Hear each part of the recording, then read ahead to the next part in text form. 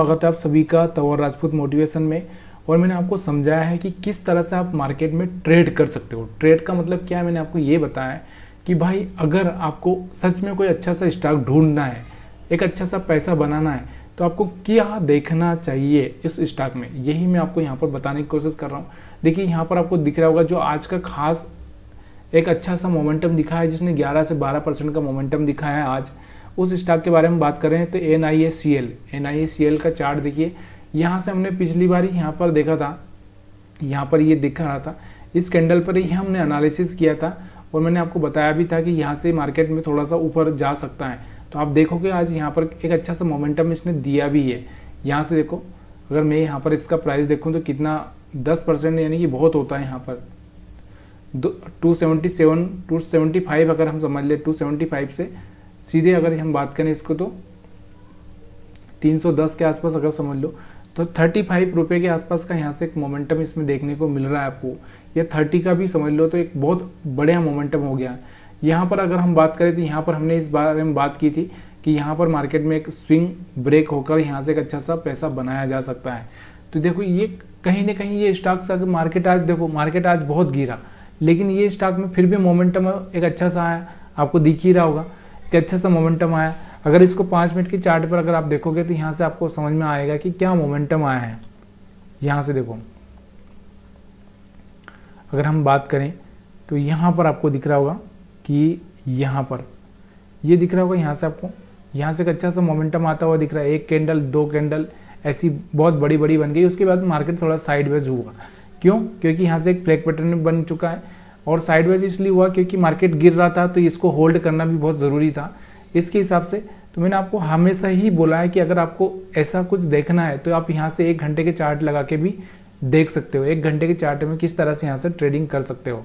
मैंने आपको बहुत बार बोला कि ये हाई ब्रेक किया, यहाँ से हाई ब्रेक किया, लेकिन आपको मार्केट अगर ऊपर की साइड में जा रहा है तो आपको कहाँ पर बाइंग करना है। मैंने आपको बताया कि ये वाले पॉइंट पे, ये वाले पॉइंट पे और ये वाले पॉइंट पे आपको बाइंग करना है। अब ये आपको भरोसा नहीं होगा, ये बात अलग है कि ये वाले पॉइंट पे आपको बाइंग करना है, ये आपको भरोसा नहीं होगा। लेकिन देखो यही तो चीज़ें होती है ना, रिटेल ट्रेडर हो या फिर अगर हम बात करें एक आम आदमी की, तो उसके सबसे बड़ी प्रॉब्लम यही होती है कि वो इसलिए ट्रेडिंग नहीं कर सीख पाता, इसलिए वो ट्रेडिंग में प्रॉफिट नहीं कर पाता, क्योंकि वो अपना जो इमोशन है,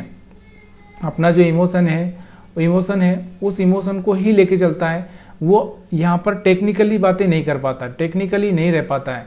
एक अगर हम मशीन की बात करें, एक मशीन है तो मशीन जो उसमें प्रोग्राम डाल दिया उसके हिसाब से डिसीजन लेती है, ना कि वो इमोशन के हिसाब से। लेकिन हम क्या करते हैं, हम इमोशन के हिसाब से डिसीजन लेते हैं, इसकी वजह से हमारा लॉस होता है।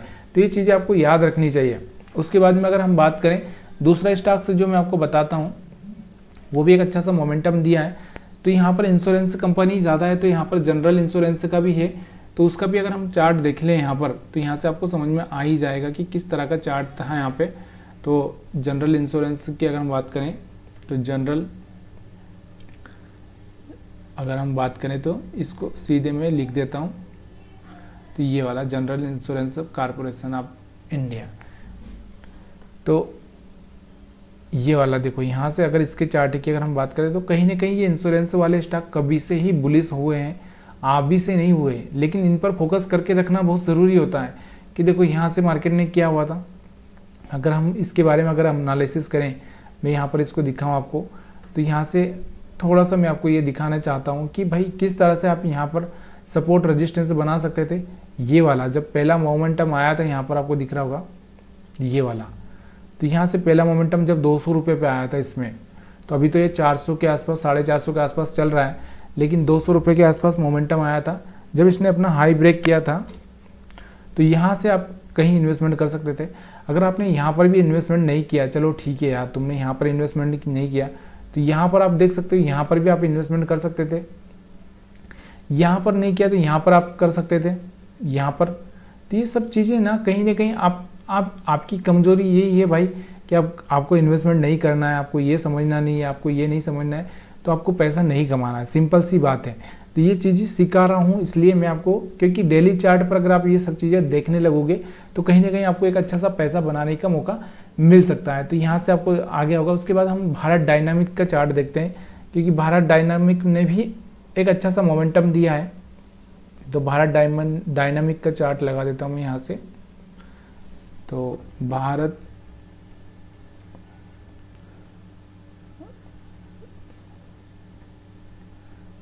डायनामिक की अगर हम बात करें तो BDL, ठीक है। तो BDL का चार्ट है आपके सामने है, ये वाला चार्ट देखिए।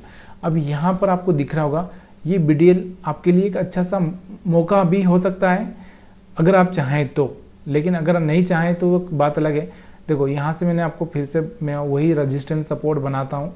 देखिए ये रेजिस्टेंस सपोर्ट काम करते हैं कि नहीं करते हैं, ये अगर आप खुद से ही देखेंगे तो यहाँ से आपको अच्छा लगेगा।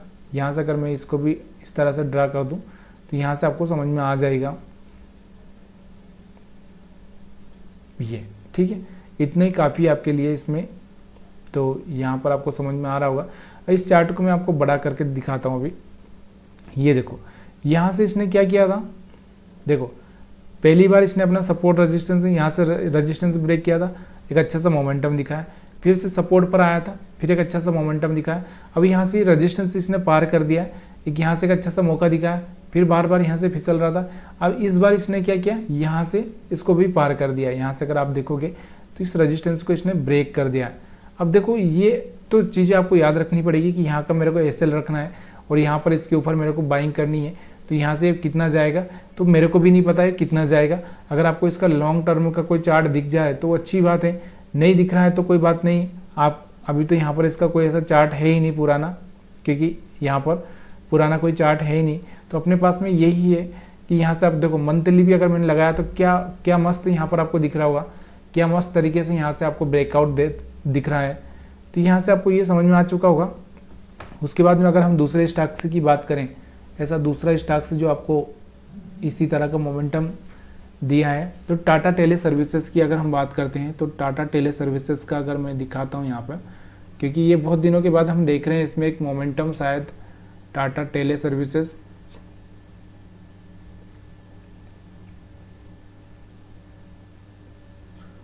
एक minute, Tata teleservices TTML, ठीक है। तो TTML का चार्ट देखते हैं। अब ये देखो यहाँ से मंथली लगा है तो मंथली चार्ट देख लेते हैं, उसके बाद में डेली चार्ट पे देखेंगे हम। यहाँ से आप देखो तो यहाँ से आपको देखो यहाँ से इसने एक बार इसने रेजिस्टेंस ब्रेक किया था, अगर आपको पता होगा तो ये वाला रेजिस्टेंस, ये वाला रेजिस्टेंस। उसके बाद इसने ये वाला रेजिस्टेंस ब्रेक किया। उसके बाद अगर हम बात करें तो यहाँ पर अभी कोई रेजिस्टेंस नहीं है, तो मार्केट इस बार ये हो सकता है कि ये वाला एक रेजिस्टेंस है यहाँ पर, तो ये ब्रेक करे, क्योंकि यहाँ से ज़्यादा कुछ खास नहीं है, 4 महीने पुराना ही रेजिस्टेंस है। हो सकता है ये ब्रेक कर दे। अगर ये ब्रेक करता है तो हो सकता है कि इसमें एक अच्छा सा मोमेंटम आपको देखने को मिल सकता है। तो यहाँ पर आपको मैंने कौन से चार्ट पर लगा दिया है, यहाँ पर मैंने डेली चार्ट पर लगा दिया इसको। डेली चार्ट पर आप देखोगे तो कैसा दिख रहा है आपको। तो यहाँ से अगर मैं इसको थोड़ा सा छोटा कर दूँ तो आपको थोड़ा सा बेटर समझ में आएगा कि अपने पास में ये वाला जो रेजिस्टेंस है ये ब्रेक करना चाहिए। नहीं तो हो सकता है कि मार्केट क्या करेगा कि इस तरह से भी आप एक रेजिस्टेंस बना सकते हैं, लेकिन ये वाला है, अगर ये वाला ब्रेक किया तो यहाँ से एक अच्छा सा मोमेंटम आ सकता है, ठीक है। तो कल भी आप इसको ध्यान पर रख के चल सकते हैं, क्योंकि आगे हो सकता है इसमें एक अच्छा सा मोमेंटम दिखाई दे। तो टाटा टेली सर्विसेज का आप चार्ट देख चुके हैं। उसके बाद में अगला जो जस्ट डायल का, ये भी मैं थोड़ा सा पहली बार ही देख रहा हूँ जस्ट डायल का भी। तो जस्ट डायल भी अगर हम बात करें यहाँ पर, तो जस्ट डायल में क्या हुआ है आज, तो जस्ट डायल में ऐसा क्या है, इसका भी कोई चार्ट है क्या, ऐसा कोई चार्ट है जिससे हम लोग यहाँ पर ट्रेड कर सकते हैं। तो यहाँ पर अगर हम देखें इसको जस्ट डायल का, अगर मैं थोड़ा सा लॉन्ग टाइम का चार्ट लगा देता हूँ मंथली, तो यहाँ से मंथली अगर हम देखें तो यहाँ से आपको दिख रहा होगा अभी फिलहाल में इसके पास में एक रेजिस्टेंस बनता हुआ यहाँ पर दिख रहा है। तो हो सकता है ये इस रेजिस्टेंस पर जाकर मार्केट क्या करे, इस रेजिस्टेंस पर जाकर रुक जाए, यानी कि फिलहाल में अभी इसके पास में 1000 रुपये का तक का टारगेट हम देख सकते हैं इसमें आने वाले टाइम में। तो 1000 रुपये तक का टारगेट हो सकता है। उसके बाद में इसके पास में एक और यहाँ पर रेजिस्टेंस है 1500-1600 के आसपास। लेकिन ये जो ब्रेक होगा, कौन सा, ये वाला जो रेजिस्टेंस है ये वाला ब्रेक होगा, इसके ऊपर मार्केट आ जाएगा और फिर यहाँ से सस्टेन करके फिर जाएगा, तब जाके ये टारगेट हो सकता है। लेकिन अभी फ़िलहाल में ये मार्केट यहाँ पर जा रहा है और यहाँ से हो सकता है फिसल भी जाए, तो इसलिए थोड़ा सा आपको वेट करना ही पड़ेगा इसमें। जिसमें क्लियर ब्रेकआउट हो चुका है उसी चार्ट पर हम फोकस करेंगे, बाकी अदर चार्ट पर हम लोग फोकस नहीं कर सकते। हाँ, अगर थोड़ा सा आपको स्विंग ट्रेडिंग के लिए इस हिसाब से इसको बाइंग करना है, यानी कि यहाँ पर आप देखोगे स्विंग ट्रेडिंग के हिसाब से अगर आपको बाइंग करना है तो आप कर सकते हो। यहाँ पर आपको दिख रहा होगा, यहाँ से जैसे ही ये ब्रेकआउट मारेगा यानी कि 950 से ऊपर जाएगा तो एक अच्छा सा मोमेंट 1000 रुपये तक का दिख सकता है। अभी 800 के आसपास चल रहा है, 897 के आसपास है। तो यहाँ से एक अच्छा सा मोमेंटम अभी भी है इसमें। यहाँ का स्टॉप लॉस लगा के आप यहाँ से इस तरह से ट्रेड कर सकते हो।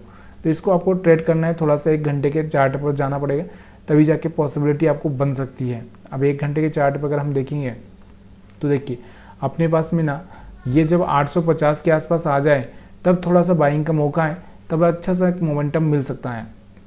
अगर हम और उसके बाद हम लोग यहाँ पर क्या कर सकते हैं, इसके नीचे का एसएल रख सकते हैं, 825 के आसपास का हम एसएल रख सकते हैं। लेकिन अगर हम अभी थोड़ा सा इसको बाइंग करें, थोड़ा सा इसको इस तरह से होने दो, उसके बाद में बाइंग करोगे 1 घंटे के लिए तो अच्छा रहेगा। तो यहाँ पर हम सारे चीज़ें देख रहे हैं, सिर्फ और सिर्फ एनालिसिस के हिसाब से चार्ट का एनालिसिस कर रहे हैं, चार्ट का रीडिंग कर रहे हैं। अगर वीडियो पसंद आ रहा है तो लाइक शेयर कमेंट करना मत भूलिएगा। देखिए यहाँ पर मैं आपको यही सिखा रहा हूँ कि किस तरह से आप एक अच्छा सा शेयर ढूंढ सकते हैं, किस तरह से आपको एनालिसिस करना चाहिए एक और स्टॉक से। उसके बाद में हम लोग इस वीडियो को रोक देंगे क्योंकि बहुत है आज के लिए। तो कमिंस की अगर हम बात करें, कमिंस इंडिया की अगर हम बात करें तो इसका भी चार्ट अगर आप देखोगे तो इसके चार्ट को हम देखें तो क्या दिखाई दे रहा है आपको इस चार्ट पर। देखो ये डेली का चार्ट है। कमिंस इंडिया कभी भी रुक ही नहीं रहा है, भागे ही जा रहा है। तो अभी इसमें हम लोग कुछ भी नहीं कर सकते यार, क्योंकि बहुत हाई पर जा रहा है और हाई पर ऐसी कोई चीज़ें जा पहुंची है तो थोड़ा सा वहाँ पर एक रिस्क बन ही जाता है। देखो यहाँ से अगर एक देखें तो यहाँ से आपको दिख रहा होगा, यहाँ से एक रेजिस्टेंस ब्रेक हुआ, यहाँ से अगर आपको दिख रहा होगा तो यहाँ से हुआ, यहाँ से हुआ। तो यहाँ पर आपके पास बहुत मौके आए थे। यहाँ से आपको दिख रहा होगा, यहाँ से आपको दिख रहा होगा, यहाँ से आपको दिख रहा है। तो ये सारे के सारे मौके आपके पास में थे यहाँ पर। अब यहाँ पर पहला मौका आपको कहाँ पर मिल रहा था इसमें, अगर मैं यहाँ पर आपको बताऊँ तो पहला मौका आपको जो देखने को मिल रहा था तो यहाँ पर था 2000 के आसपास। अभी तो 2500 के आसपास जा पहुँचा है। यहाँ पर था आपके पास में मौका 2000-2100 के आसपास में। यहाँ से एक अच्छा सा पैसा आप बना सकते थे, लेकिन अभी तो चांस खो चुके हैं हम लोग।